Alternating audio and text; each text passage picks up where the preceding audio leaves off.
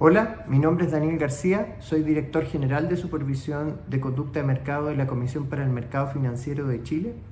y a continuación en unos breves minutos les voy a sintetizar lo que va a ser mi presentación en el taller de Supervisión de Mercado de Capitales, Innovación Tecnológica y Transformación Digital de los Organismos Supervisores y específicamente voy a hablar de FinTech y la ampliación del perímetro, oportunidades y desafíos para la regulación y supervisión financiera, naturalmente desde la experiencia chilena. Vamos a partir la presentación hablando en términos muy generales de las características que tiene y los mandatos que tiene la Comisión para el Mercado Financiero de Chile en orden a tener una supervisión de un modelo Twin Peaks, donde tenemos el pilar de conducta, el pilar prudencial y tenemos en complemento un pilar de desarrollo de mercado que motiva todo el quehacer de nuestra institución. Entonces la idea es contextualizar en el marco de esos mandatos legales cómo estamos abordando los desafíos que genera la ampliación del perímetro, la entrada de nuevos actores en este entorno de transformación financiera y digital y particularmente en la intermediación. Básicamente este desafío de incorporar a las entidades de FinTech al perímetro de supervisión del supervisor se da en un contexto donde hay desafíos muy significativos. Está un escenario económico complejo a nivel internacional, en el caso de Chile un menor dinamismo del crédito y una paulatina recuperación de la actividad económica post pandemia que genera un entorno económico desafiante. Hay desafíos que son globales como el cambio climático que llama a incorporar esta temática dentro de un marco prudencial de la labor de supervisión que tiene la Comisión para el Mercado Financiero, considerando riesgos sistémicos que involucra para el sector económico en general. Ciberseguridad y riesgo operacional, esto entre reguladores y supervisores es una materia de preocupación creciente, dada la profundización de los procesos de automatización e interconexión de las entidades financieras. Esto aumenta la implicancia que tienen los riesgos operacionales y tecnológicos y la industria naturalmente financiera tiene que estar atenta a estos cambios y preparadas para gestionar estos riesgos. Naturalmente, desde la perspectiva del supervisor y regulador financiero tiene que generar los incentivos y monitorear y supervisar que esta gestión de estos riesgos se haga adecuadamente. Inteligencia artificial, la irrupción de hace un par de años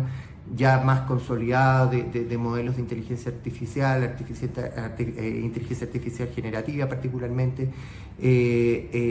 demanda una necesidad de avanzar en un entendimiento de las implicancias de su uso, tanto a nivel de las industrias como del propio supervisor, y sobre todo en lo que se refiere a la mediación y monitoreo de los riesgos de los riesgos asociados a este tipo de desarrollo. El desarrollo del sector financiero en general durante el año 2024, el año pasado, se centraron los esfuerzos regulatorios y supervisores de la Comisión para el Mercado Financiero en una normativa para establecer requerimientos de información para los proveedores de servicios FinTech, particularmente, que eran los que, como voy a explicar en unos minutos más, entraron al perímetro supervisor y por lo tanto el desafío del año pasado, que ya está terminado, es establecer las reglas de juego sobre cómo se iban a desempeñar o cómo iban a interactuar estas entidades nuevas en el perímetro de supervisión.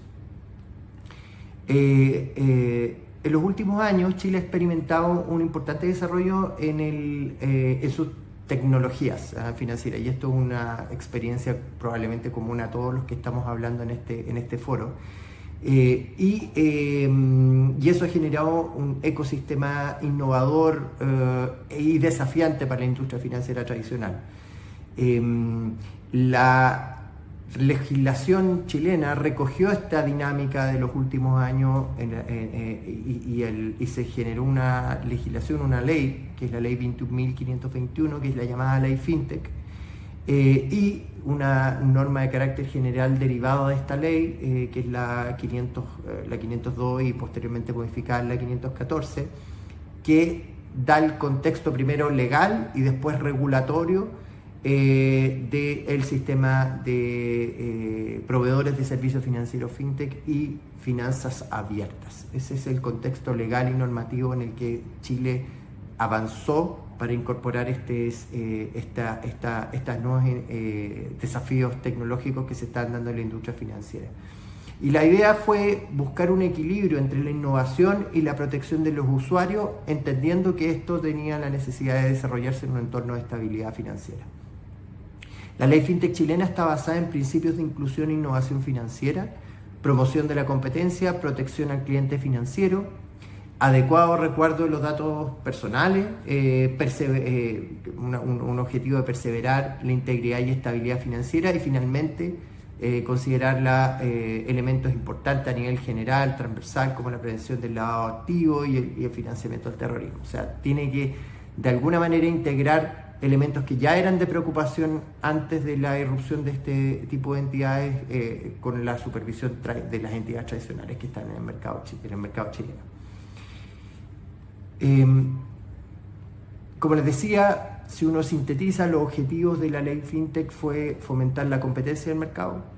en realidad también reconocer una realidad que ya se estaba dando, las entidades ya estaban operando en muchos casos en el perímetro, o sea, no en el perímetro de supervisión, pero estaban operando en el mercado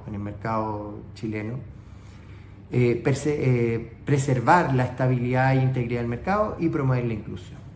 ¿Cuáles son los ámbitos en los que se movió la ley FinTech y la regulación que se generó posteriormente? En principios de supervisión y regulación de los servicios específicamente, el sistema de finanzas abiertas, y hubo que hacer una revisión completa de todas las leyes y reglamentos que permitieran digamos que fueran consistentes con el nuevo entorno, de manera tal que a igual riesgo, ese fue como el principio rector, tuvieran cargas regulatorias equivalentes en las distintas entidades.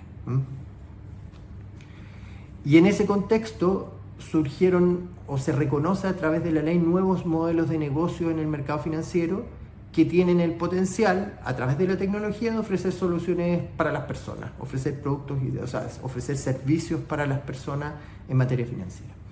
Y se crean básicamente los siguientes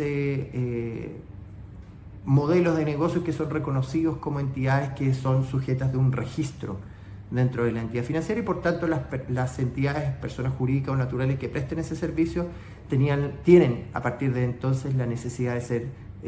registradas y supervisadas por la Comisión para el Mercado Financiero. Estamos hablando de la asesoría de inversión, estamos hablando de la asesoría crediticia, de plataformas de financiamiento colectivo, de sistemas alternativos de transacción, de enrutadores de órdenes, de intermediación de instrumentos financieros y de la custodia de instrumentos financieros. Estamos hablando de 7 proveedores de servicios financieros que son reconocidos en la ley, que tienen cargas regulatorias diferenciadas naturalmente por las características de sus propios servicios y que se generan a partir de esta innovación. En la presentación voy a entrar en detalle básicamente de las características de cada uno de estos modelos de negocios, y cuál es el objetivo supervisor en cada uno de ellos, digamos. Lo que sí me parece interesante reflejar a partir de esta píldora es que se consideró muy profundamente los temas de proporcionalidad que tienen este tipo de entidades. Dentro del mismo modelo de negocio, o sea, no es igual un intermediario financiero pequeñito que aquel que tiene volúmenes de operación significativos o tiene instrumentos más sofisticados que demandan una carga regulatoria superior.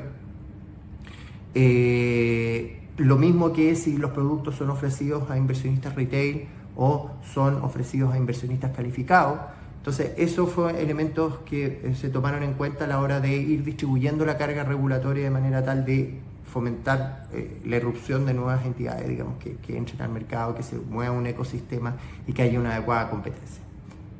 Equilibrando naturalmente una adecuada gestión de riesgo, que es la preocupación que naturalmente todos los supervisores siempre tenemos en la mente. La innovación tecnológica por cierto, más allá de las condiciones de registro, más allá del perímetro de regulación o las reglas de juego que se le brindan, no elimina ni de cerca los riesgos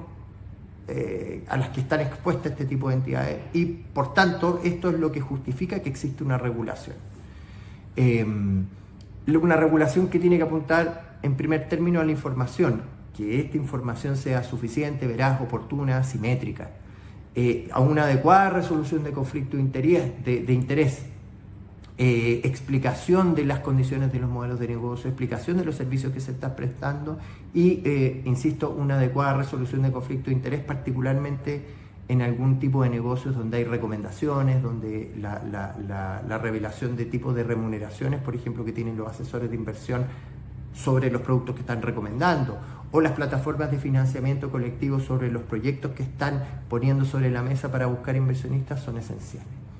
Riesgo operacional, un tema transversal y común para todo tipo de entidades,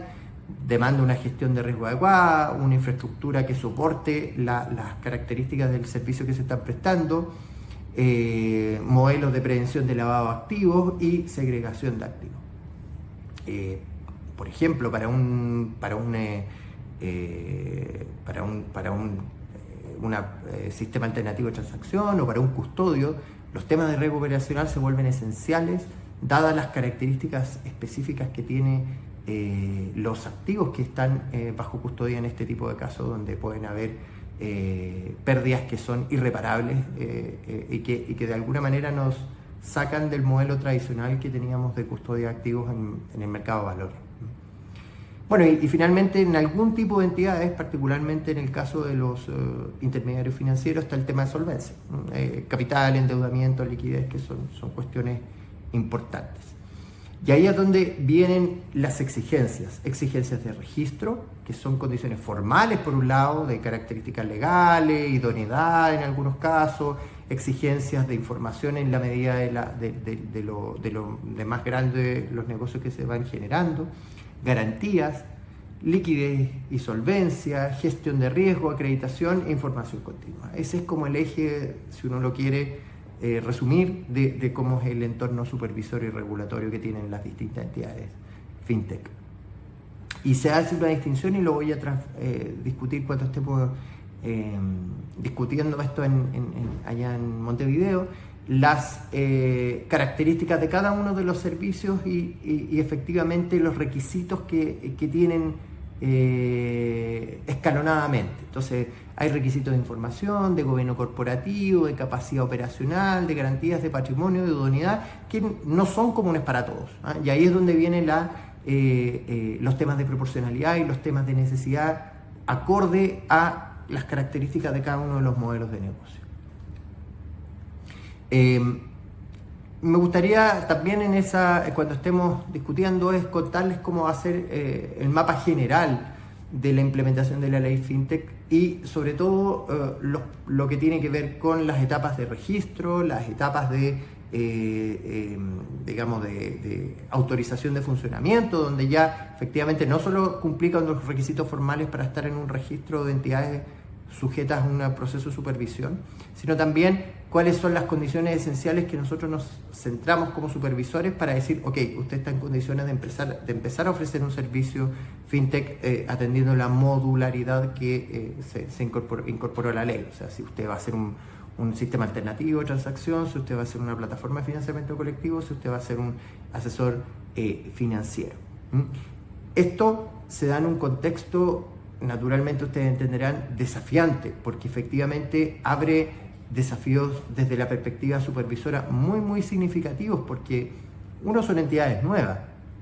riesgos nuevos también para nosotros desde la perspectiva supervisora. Entonces me gustaría que en la conversación que tengamos en Montevideo pudiéramos discutir o transmitir un poquito la experiencia de nosotros, cómo estamos visualizando esta suerte de matriz de riesgo, de cuáles van a ser los focos prioritarios en los que vamos a entrar en cada uno de estos servicios.